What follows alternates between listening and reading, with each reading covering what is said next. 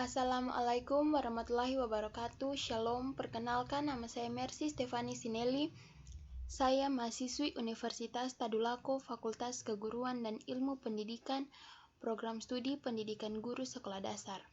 Saat ini saya akan menjelaskan mengenai tugas saya, yaitu pendidikan Pancasila. Yang pertama, Pancasila sebagai ideologi politik.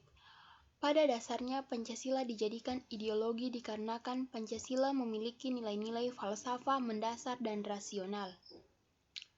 Pancasila sebagai politik memiliki nilai-nilai sebagai berikut: nilai ketuhanan, religiusitas, nilai kemanusiaan, moralitas, nilai persatuan, kebangsaan, nilai permusyawaratan dan perwakilan, nilai keadilan sosial. Relevansi Pancasila sebagai ideologi dalam kehidupan politik bangsa kita antara lain terletak pada kualitas yang terkandung dalam dirinya. Yang kedua, menggali sumber historis, sosiologis, politis tentang Pancasila sebagai ideologi negara. Sumber historis. Proses perumusan Pancasila diawali ketika dalam sidang BPU PKI pertama, Dr. Raciman Widjoningrat mengajukan suatu masalah tentang suatu calon rumusan dasar negara Indonesia yang akan dibentuk.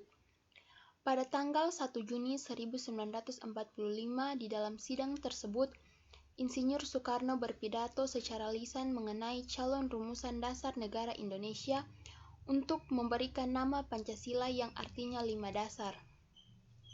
Pada tanggal 18 Agustus 1945, disahkannya UUD 1945 termasuk pembukaan UUD 1945 di mana di dalamnya termuat isi rumusan 5 prinsip sebagai satu dasar negara yang diberi nama Pancasila. Sumber sosiologis. Bangsa Indonesia yang penuh kebinekaan terdiri atas lebih dari 300 suku bangsa yang tersebar di lebih dari 17.000 pulau. Secara sosiologis telah mempraktikkan Pancasila karena nilai-nilai yang terkandung di dalamnya merupakan kenyataan material, formal, fungsional yang ada dalam masyarakat Indonesia. Sumber politis. Nilai ketuhanan atau religiusitas, nilai kemanusiaan, moralitas, nilai persatuan kebangsaan Indonesia, nilai permusyawaratan dan perwakilan, nilai keadilan sosial. Contoh Pancasila sebagai ideologi terbuka dalam bidang politik, kita harus mewujudkan perilaku antara lain, menghindari sikap egois dan mewujudkan nilai ketuhanan, kemanusiaan, kebangsaan, serta kerakyatan dan keadilan dalam kehidupan sehari-hari. Yang ketiga, membangun argumen tentang dinamika dan tantangan Pancasila sebagai ideologi negara.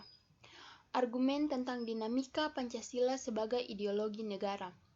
Dinamika Pancasila sebagai ideologi negara dalam sejarah bangsa Indonesia memperlihatkan adanya pasang surut dalam pelaksanaan nilai-nilai Pancasila.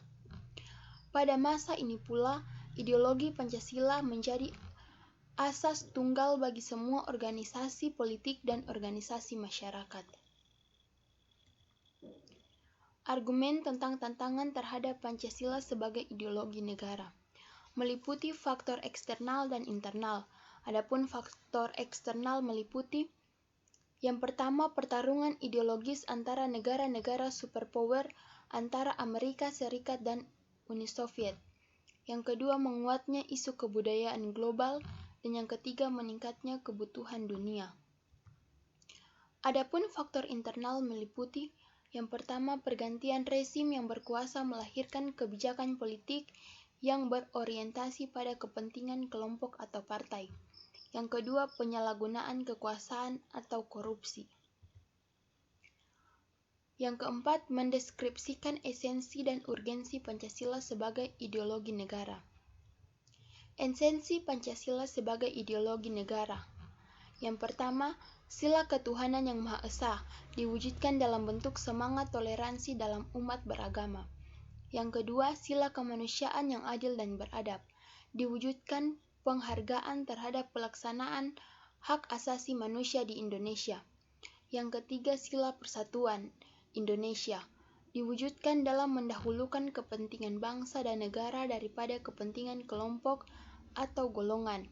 Yang keempat, sila kerakyatan yang dipimpin oleh hikmat kebijaksanaan dalam permusyawaratan perwakilan, diwujudkan dalam mendahulukan pengambilan keputusan berdasarkan musyawarah daripada voting.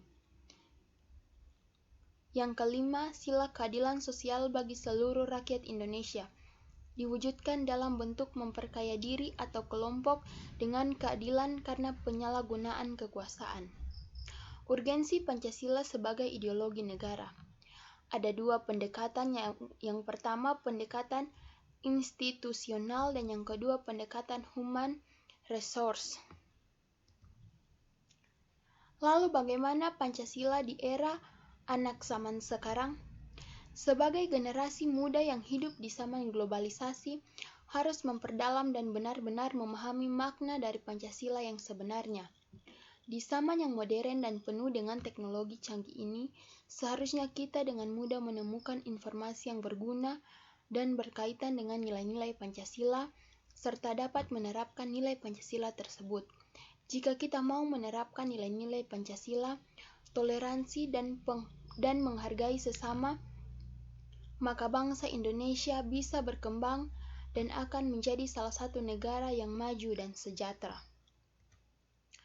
Hanya anak bangsa sendirilah yang dapat diandalkan untuk membangun Indonesia. Tidak mungkin kita mengharapkan dari bangsa lain. B.J. Habibie, Presiden RI ketiga.